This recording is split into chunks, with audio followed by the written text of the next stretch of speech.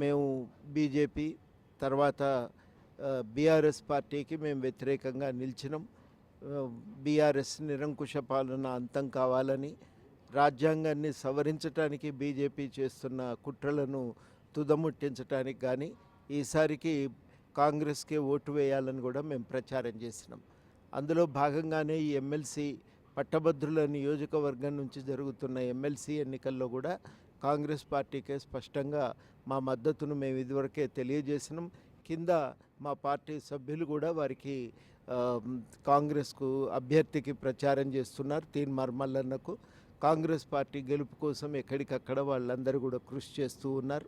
ఒక కూటమిగా ఏర్పడి ఒక మార్పు కోసం అందరం కలిసి ఒక ప్రయత్నం చేస్తున్న నేపథ్యంలో, అంటే ఒక ప్రజాస్వామిక పాలన పునరుద్ధరించాలి, బలోపేతం చేయాలి, ప్రజా సంక్షేమం బలపడాలి అనే నిర్ణయంతో, సంకల్పంతో కృషి చేస్తున్నటువంటి నేపథ్యంలోనే ఎమ్మెల్సీ ఎన్నికల్లో కూడా పట్టభద్రుల నియోజకవర్గం నుంచి నల్గొండ, ఖమ్మం, వరంగల్ పట్టభద్రుల నియోజకవర్గం నుంచి జరుగుతున్న ఎన్నికల్లో కూడా గెలుపు చాలా కీలకమవుతున్నది.